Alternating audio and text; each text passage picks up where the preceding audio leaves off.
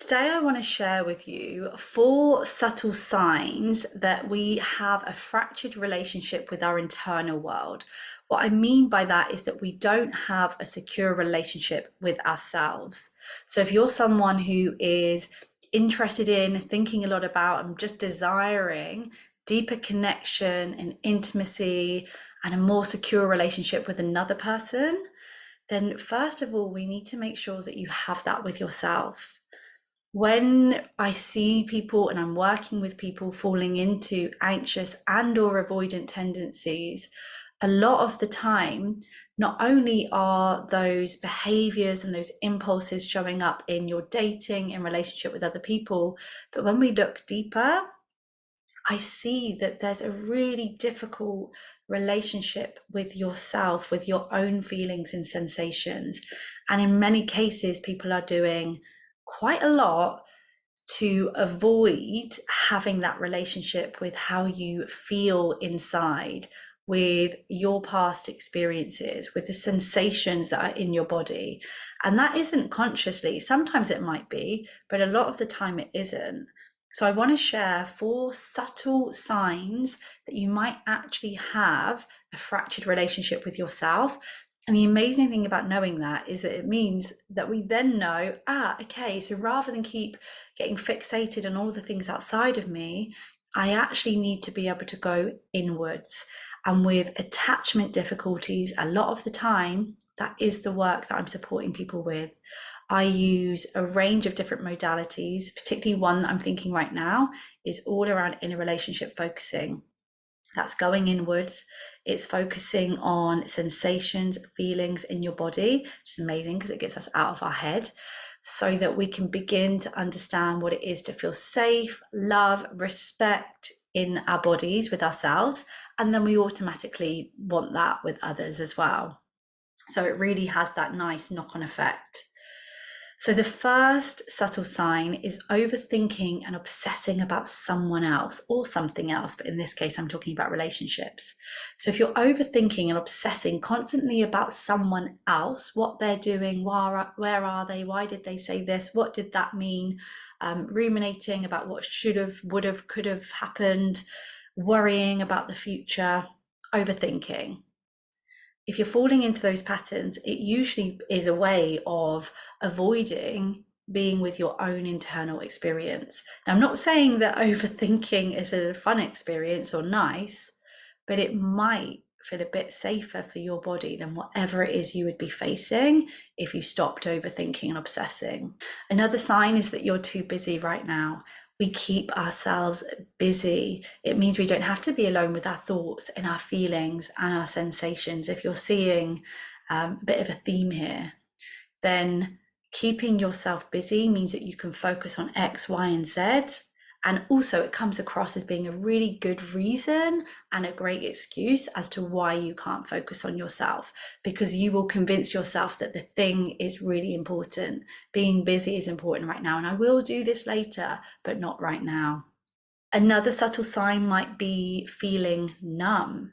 So actually, you might be trying to do the inner work, you might be trying to meditate and be with your feelings, like people say. But actually, when you are experiencing either stress in your relationships, stress in your life, difficult times, or you're going inwards to explore the past or to be with just whatever that internal experience is, you've had your own lived experience. So I'm just giving random examples. But sometimes when there is that fractured relationship with yourself, you might actually find that there's this sense of like nothingness and feeling numb. Now, when I'm working with people, that is actually very, very powerful information. You are not broken. It doesn't mean that you can't do this. It doesn't mean that you don't care. It's really important information when someone feeds back to me, I just feel numb. We work with that. What is that protecting? Feeling numb is a way of protecting ourselves from feeling something else. And I already alluded to this one, but another subtle sign is that you might struggle to meditate. In the early stages of working with my clients one-to-one, I will do some form of inner world meditation with them. And I'm not actually doing that for them just to follow my voice and to do a visualization and to see what come up. I'm also doing that to see how easy is it for you to meditate? How easy is it for you to go inwards and to be with yourself and to be with your sensations and your memories and your past and your nervous system, your inner experience?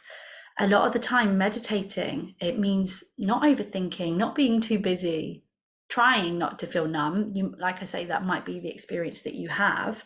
And it might be really, really difficult to focus your attention inwards or in one place when that isn't what you've been designed for due to your past experiences. Being still might not feel safe to your body. So these are not things that you can't change. We can learn to build a secure relationship with ourselves. Like I say, in a relationship focusing, I use somatic techniques. I'm all about supporting my clients to be able to rebuild that regulated state in their body, the way that they always deserved, to experience a sense of security and safety, and to be able to be with your inner world and your thoughts without having to distract yourself. These are not necessarily intentional practices and protective strategies. So please keep that in mind. These can be automatic, they're unconscious, but we can change them. All I'm doing today is just saying, hey, do you recognize any of these patterns? Because if you do, they might explain why you're having challenges within your relationships and your dating experiences. So I'm really confident that by going inwards, you can change your life and you can change your relationships. Personally, I use a combination of attachment focused techniques, like I've said, but they do revolve around you building a secure relationship with yourself. If you want to learn more about how I work with people, you've got a couple of options. You can check out my membership, Follow Your Fire, all with people from around the world. It brings together community, it brings together education, embodiment practices, supporting you to become more secure.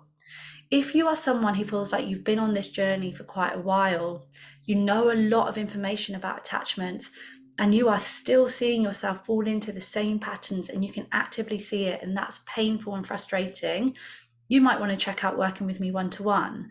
All of the details can be found in the bio, so you can check them there. If that's not for you right now, please subscribe to this channel so that we can reach people just like you and just like me. I will be back again on Wednesday with another video, and next Sunday with another, and time again. So please do keep checking in with the channel, especially if you do relate to having anxious and or avoidant tendencies within your relationships.